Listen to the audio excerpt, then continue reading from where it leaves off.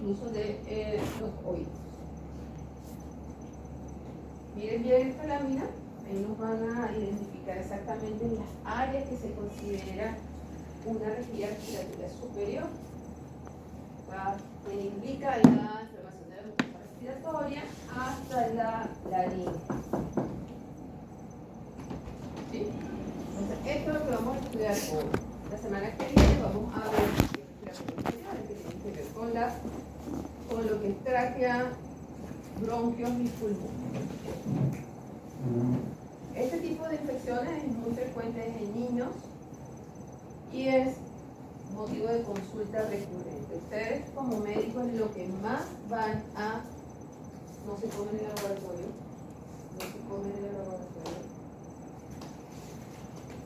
Lo que más van a ver como consultas recurrentes son infecciones de este tipo, básicamente por niños, que generan un alto ausentismo laboral y escolar, y la mayoría de las veces por etiología viral, que normalmente si tú le tratas los síntomas, los signos, se autolimita, se cura solo.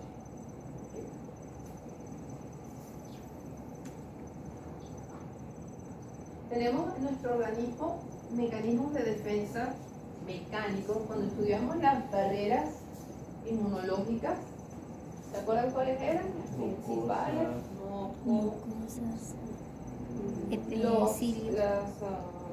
las células ciliadas del epitelio respiratorio que inhibe que penetren cuerpos extraños, materiales extraños. O sea, todas esas barreras inmunológicas nos van a defender de posibles invasores, digamos, que pueden generar algún tipo de problemas, ¿no? Entonces, estas barreras son muy importantes mantenerlas en la mejor circunstancia. Vamos a ver, estábamos hablando de infecciones respiratorias superiores. La mayoría de estas infecciones son virales. Ahí tienen una lista de el tipo de virus que producen este tipo de infección. Tipo RN, tenemos virus sincicial respiratorio, tenemos rinovirus para influenza virus, el virus de la gripe. ¿Cómo se llama el virus de la gripe? El virus de la influenza. Y los coronavirus, ya muy conocidos por nosotros. El de tipo ADN, el adenovirus, muy asociado con estas aspiraciones respiratorias superiores, y bueno, el bocavirus, que hace otro tipo de... Las bacterias que se asocian con infecciones respiratorias altas, tenemos el Streptococcus pneumoniae, ya lo hemos conocido, el Haemophilus influenza, ¿recuerdan? Moraxella catarrhalis, que es una bacteria parte de nuestra microbiota también, y vamos a ver hoy, así yo creo que por primera vez en profundidad, lo que es el Streptococcus pyogenes. ¿Sí? Esto que está acá, nos siguen hablando del Streptococcus pneumoniae, que es un diplococo. Si lo vemos en una coloración negra, lo vamos a ver diplococos grandes, positivos, con una gran cantidad de factores de virulencia. ¿Se acuerdan que tenían una cápsula? Hablábamos del neumococo. ¿Qué dijimos de las vacunas para el neumococo? ¿Se acuerdan? ¿Qué utilizaban para preparar las vacunas contra el neumococo?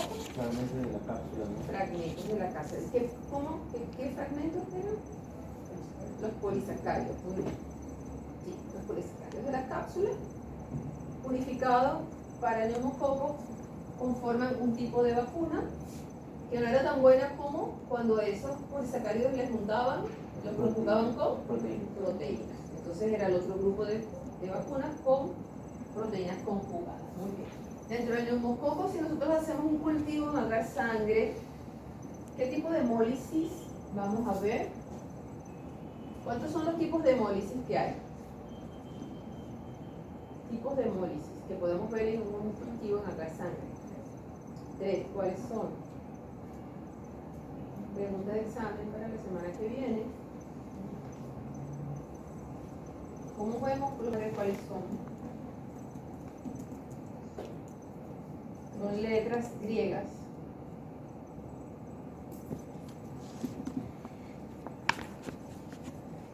cuidado, muchachos. La microbiología no se puede estudiar patrones de hemólisis llamados alfa, beta y gamma. Y para el Streptococcus pneumoniae es típico la hemólisis alfa. Ahorita lo vamos a volver a ver. Resulta entonces que en la atención primaria, entre el 80 y el 90% de estas enfermedades respiratorias altas son las que más ustedes van a ver como médicos en su consulta. Donde el 70% son consultas de tipo respiratoria, las cuales son causadas en un 90% por virus. ¿Okay? Entonces, si ustedes tienen eso claro, van a evitar caer en este problema, porque hablaron ustedes muy bien desde el principio, ¿no? Si sabes que es algo viral, no le pongas antibiótico, porque primero no le va a hacer nada al virus y por otro lado va a generar una resistencia que cuando realmente necesites tener un tratamiento de antibiótico, vas a ser resistente a todo. Entonces, vamos a ver algunos trabajos que han hecho con médicos donde se reconoce que hay una mal diagnóstico de estas enfermedades respiratorias y que han recetado antibióticos sin necesidad, de una manera inadecuada.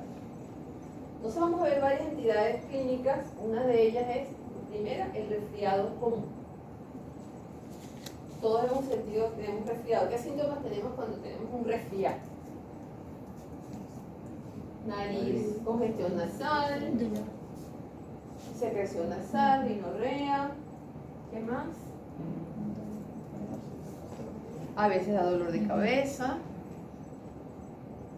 ¿Qué más?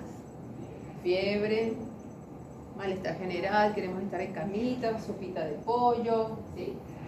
Bueno, esos son los principales. Esas son enfermedades, porque dicen que son epidémicas. Agudas porque aparecen síntomas rápidamente. Epidémicas porque aquí. Es algo muy global, parte del mundo. Es muy contagioso. O sea, llega un bebé en un nido con un resfriado común y todos salen con enfermos, igual que nosotros podemos hacer. ¿Okay? Entonces, es muy frecuente, puede haber más de un episodio al año y genera mucha carga económica porque es una de las principales causas de ausentismo escolar y laboral. ¿Quién las produce? Dijimos que básicamente son virus. Resfriado común, estamos hablando de resfriado común. Hay muchísimos, 200 tipos diferentes de virus que pueden estar ocasionando un resfriado común. Entre ellos, ¿quién es el grupo más que se ha asociado mayor a este tipo de enfermedad? Los rinovirus, entre un 30 y un 50%. Y allí van disminuyendo su porcentaje. Por la clínica es imposible saber cuál es el virus que está causando la infección. ¿Sí? Imposible.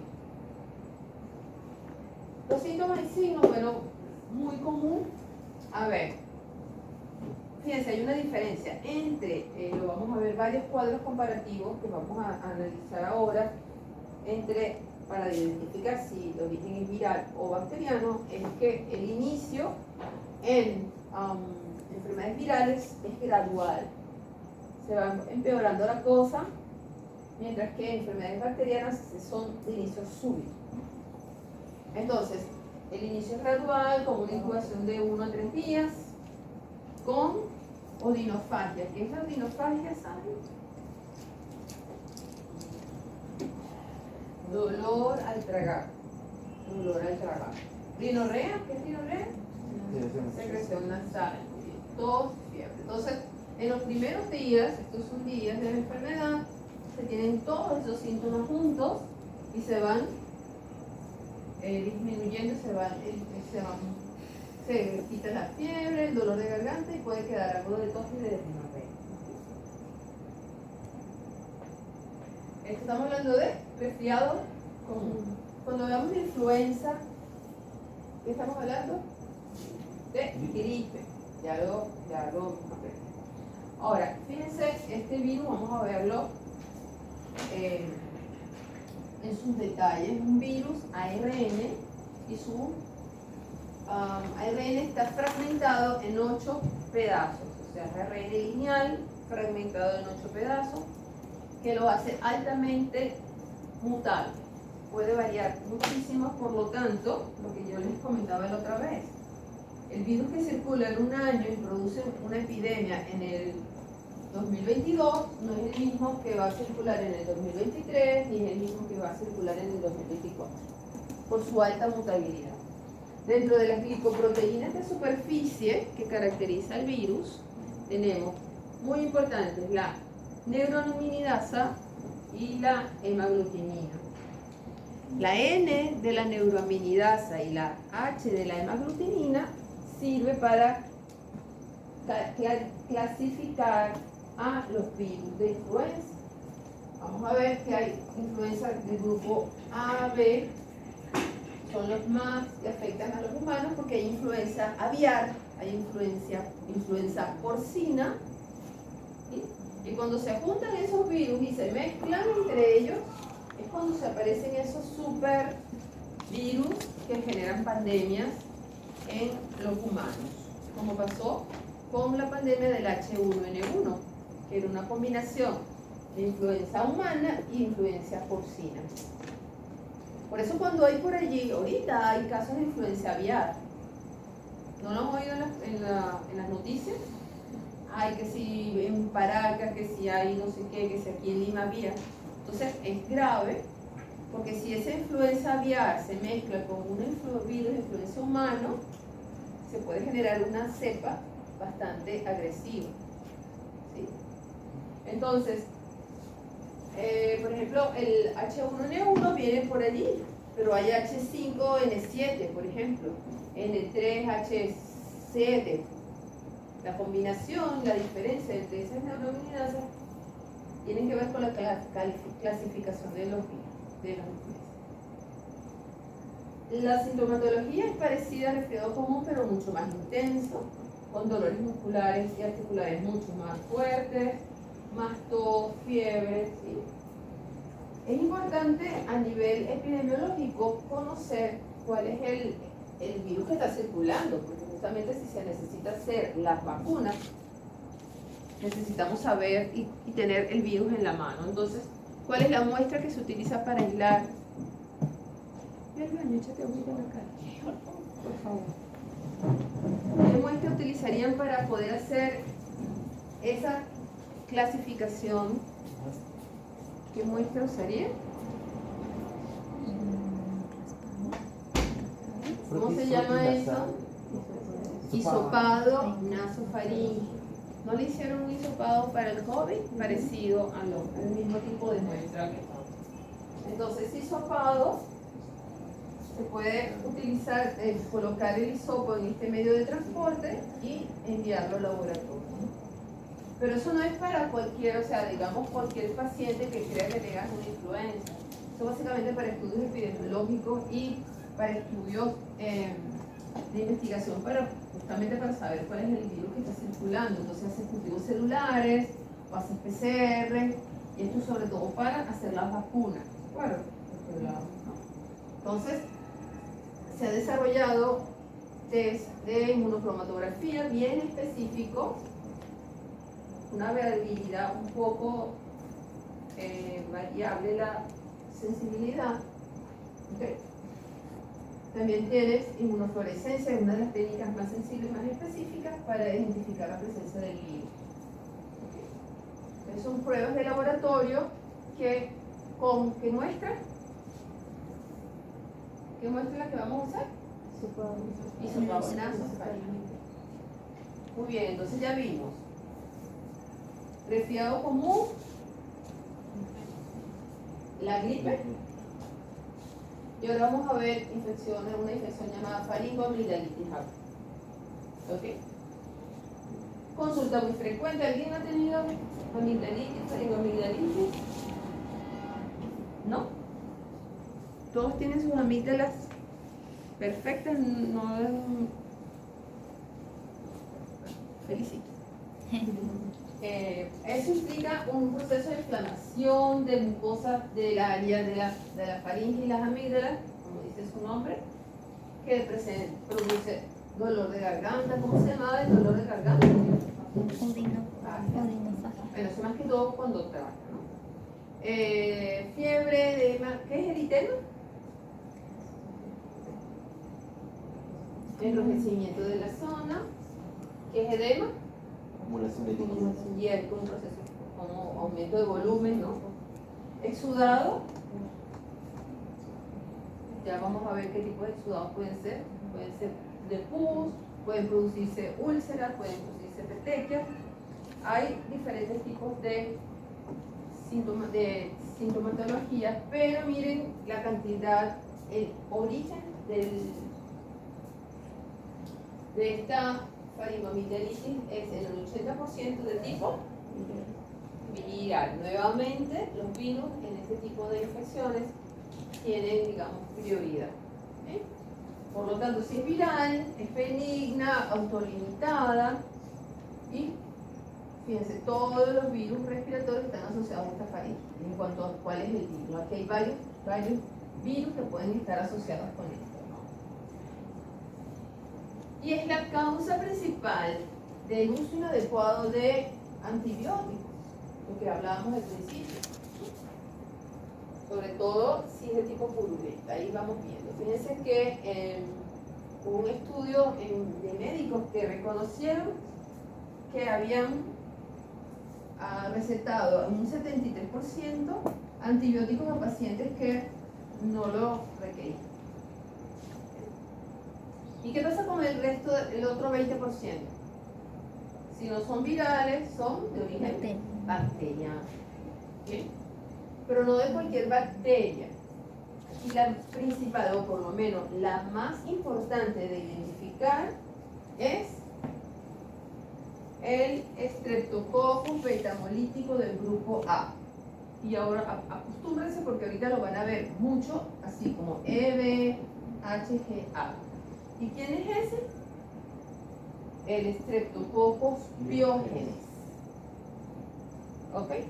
Vamos a recordar el seminario de sus compañeros donde nos hablaron de las infecciones post-estreptocóxicas mal curadas que tienen efectos posteriores a una infección a nivel faríngeo, que es lo que estamos viendo ahorita nosotros, ¿no? Entonces, es importantísimo reconocerlo. ¿Para qué? Para poner un tratamiento antibiótico específico que erradique la bacteria. ¿Para qué? Para prevenir complicaciones posteriores.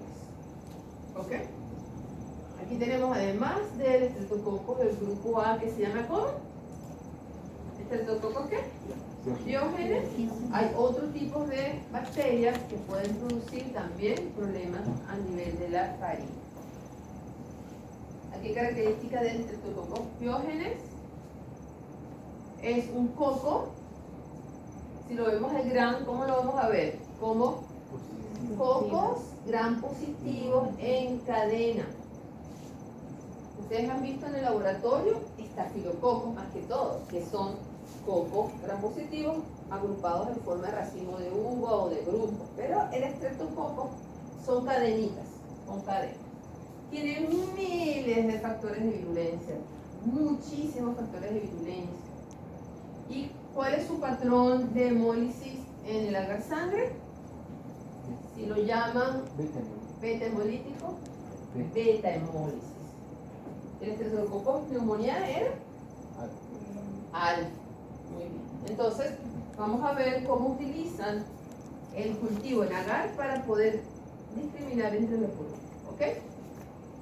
Estos son las cantidades, el tipo de pruebas bioquímicas que se usan en el laboratorio para identificarlos. Y hay dentro de sus factores de virulencia la streptolicina o ASO, que es la que va a producir posteriormente la posibilidad de desarrollar una artritis reumatoide. ¿Okay?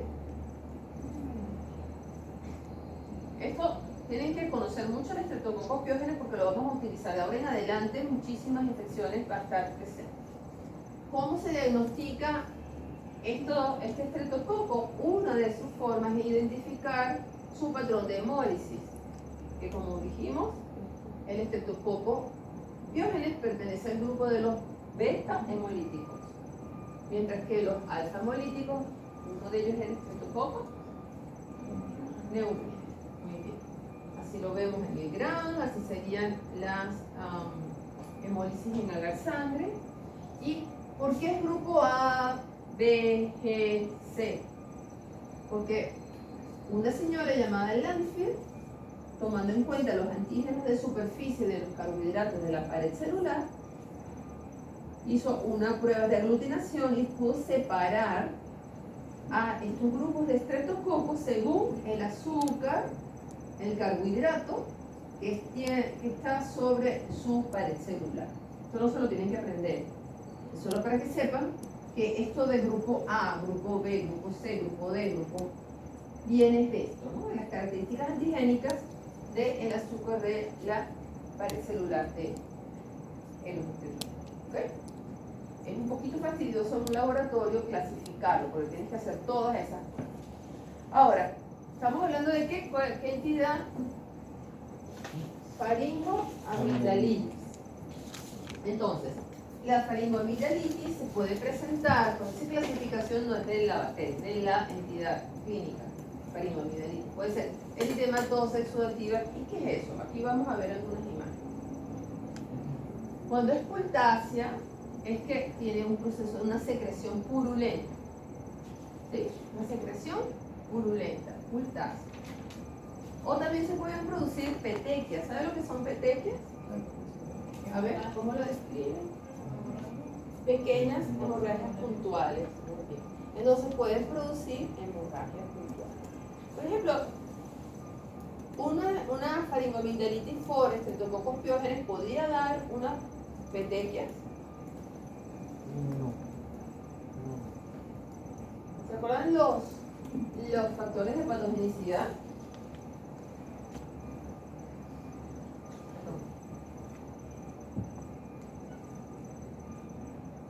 Que tenían hemolicinas.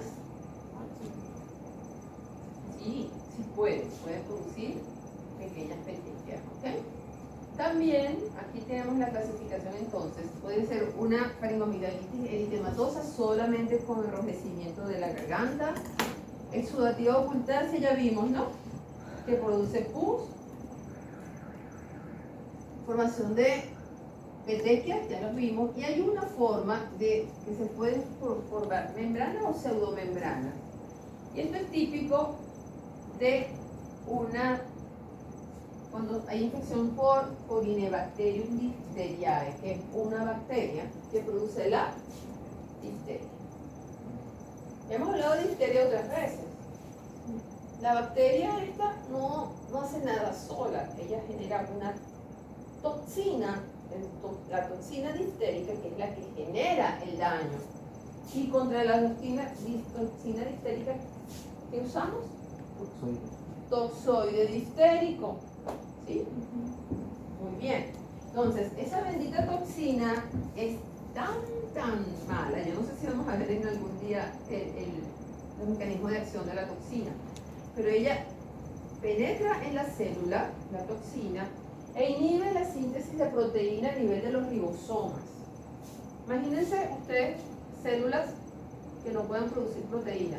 Terminan muertas, necrosadas. Entonces, estos tejidos muertos son membranosas, o sea, realmente es tejido muerto, pero que llegan a obstaculizar la entrada de aire a ese nivel de la faringe. Entonces, se produce una faringitis pseudomembranosa, que es característica de la difteria faríngea. ¿Ok? Entonces eso es gravísimo, súper contagioso. Aquí no se acuerda que hace poco hubo un brote de difteria hace unos años, y en otros países también, en Colombia, en Venezuela, en Brasil. Súper contagioso. Llega a ver a alguien en el hospital, una cosa de esa, y eso es que salen todos corriendo. Déjame el pobre pacientito solo mientras van a buscar todo su EPP, su mascarillas, todas sus protecciones, porque es sumamente contagioso. Para este diagnóstico diferencial entre un posible origen viral o un posible origen bacteriano, que sea supurativo no es indicado. Por ejemplo, las no supurativas básicamente es por virus o por bacteria. Las no supurativas son por virus o por bacteria. Y las supurativas o exudativas, véanlo allí, ¿cuál es el mayor porcentaje? Entre las no exudativas, virus. Y entre las exudativas, entre el 10 y el 20%, ¿ahí quién marca? Estreptococcus pyogenes, sí. Aunque también un adenovirus puede llegar a producir también cuadros exudativos. Importante para ustedes poder discriminar y hacer un diagnóstico diferencial entre ambos. Ese cuadrito ayuda mucho. Fíjense el inicio, es súbito gradual. Eso tiene que ver con el ABA que vamos, el Gideon que vamos a ver hoy. ¿Okay? Si es súbito gradual, la temperatura, si fiebre mayor a 38, ya estamos pensando más bien en bacterias. Si hay exudado purulento, ya pensamos en bacterias. Y aquí hay algo importante, lo de las adenopatías. Cuando hay adenopatías cervicales anteriores, nos habla de probablemente una infección bacteriana.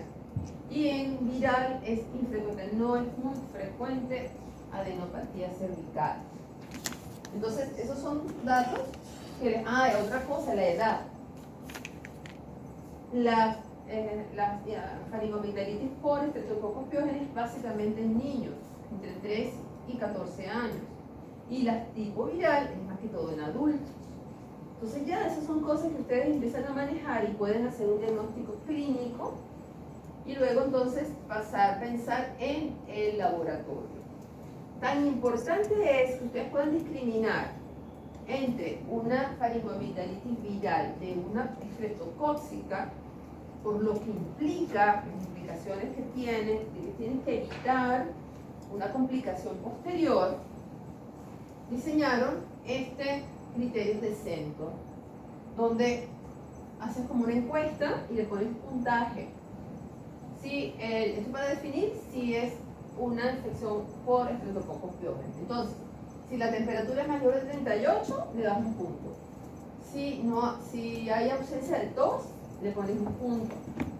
Si hay adenopatías cervicales, un punto más. Exudado amigdalino, otro punto y así. En cuanto a la edad, si es de 1 a 4 a 14 años, ¿cuál era más frecuente? ¿La bacteriana o la viral? Bacteriana. La bacteriana, por eso le pones un punto. Y si es en adultos, hasta 40 años, 0. Y si es más de 45, le quitas un punto. Entonces vas sumando y con eso te puedes predecir la posible enfermedad, la posible infección de esa faringitis por estreptococo metamolítico del grupo A, o sea, Streptococcus pyogenes. Entonces, si sumas todo esto y te da entre 4 y 5 puntos, hay más de un 50% de que la infección sea por Streptococcus pyogenes. Si no, es viral y ya no te preocupes. Pero si piensas que es por Streptococcus pyogenes, tienes que mandar muestras al laboratorio, tienes que confirmarlo. Como es bacteria, lo vas a poder hacer fácilmente. ¿Cuál sería la muestra?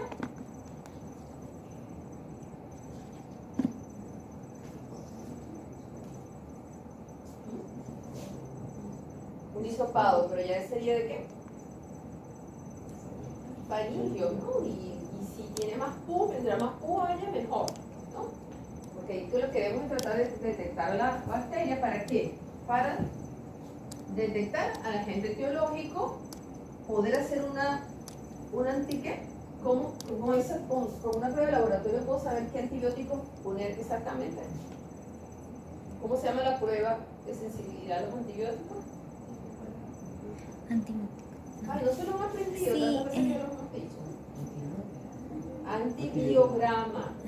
Ustedes van a tener una práctica de eso, pero eso es importante, ¿ok? Y es la profilaxis, o sea, hacer un buen tratamiento antibiótico prevé la fiebre reumática, ¿ok? ¿Sí?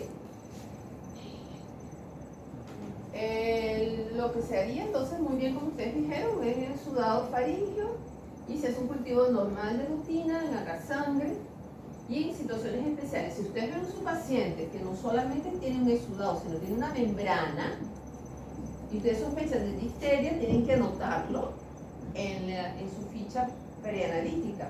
¿Por qué? Porque para que el Corynebacterium difterico crezca bien, tienen que utilizar un medio de cultivo especial, el léfero. Y si usted tiene su paciente, un adulto, bueno, qué sé yo, que está sospechando de una faringitis por Neisseria gonorrea, entonces tiene que indicarlo en el laboratorio porque ya ustedes saben que tiene que utilizarse un medio especial para la Neisseria gonorrea, que es pregunta de examen para la semana que viene. ¿Qué medio se utiliza para el aislamiento de Neisseria gonorrea?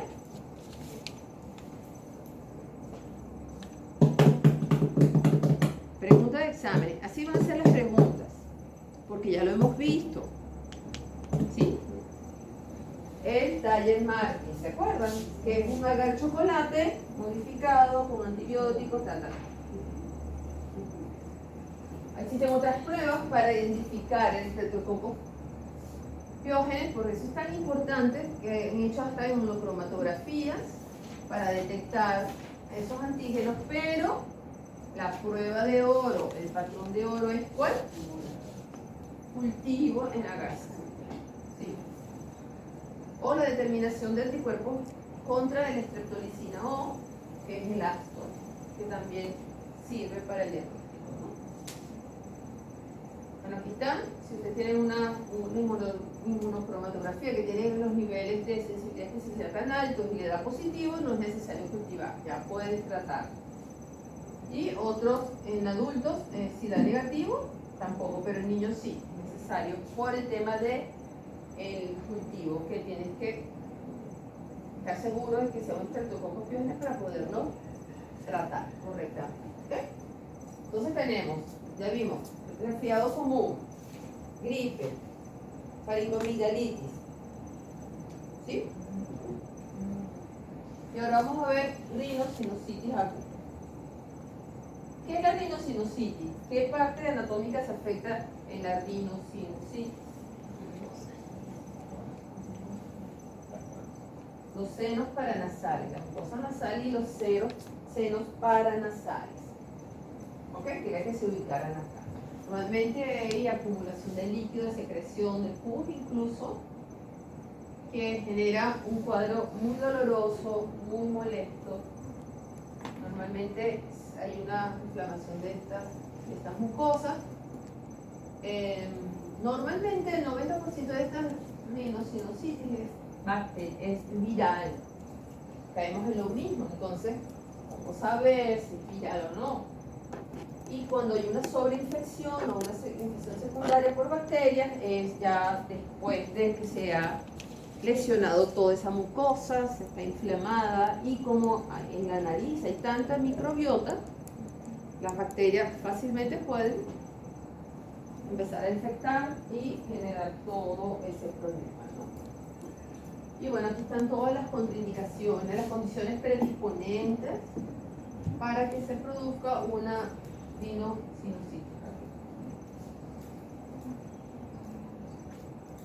Si la rinosinusitis aguda es bacteriana, ¿cuáles son los agentes más asociados con ella? Streptococcus pneumoniae. ¿El otro? Influenza. Moraxella catarrhae se llama. Es una bacteria perteneciente a la microbiota de las fosas nasales, Y bueno, miren, pueden llegar a pasar a esta zona y generar esa rhinosinusitis aguda. ¿Ok? También hay criterios diagnósticos para saber si es bacteriana o no. Aquí es a favor de las bacterias. ¿Por qué? Porque podemos poner tratamiento. ¿Ok? Entonces, aquí tienes, para que sea una rhinosinusitis bacteriana, debes cumplir 2 criterios mayores o uno mayor y 3 menores. ¿Sí lo ven? ¿Alguno de ustedes les ha tenido alguna vez una sinusitis? Sí, es horrible. ¿Qué es eso de congestión facial? ¿Dolor o congestión facial? Los senos se inflaman tanto que se llena de moco, y uno de los exámenes físicos que hacen es tocar así. Y cuando te tocan apenas, el grito que pegas es duele mucho, no puedes bajar la cabeza porque todo, o sea, realmente es una congestión bien molesta. ¿Sabes lo que es? Hiposmia o anosmia. En el COVID daba anosmia. Hipo es disminución de, y A es que no hueles nada, pierdes el sentido del olfato. O sea, todo el olfato se pierde el sentido del olfato. Disminuye o pierdes el olfato. Fiebre. ¿Okay? Entonces, esto es importante porque ustedes pueden con esto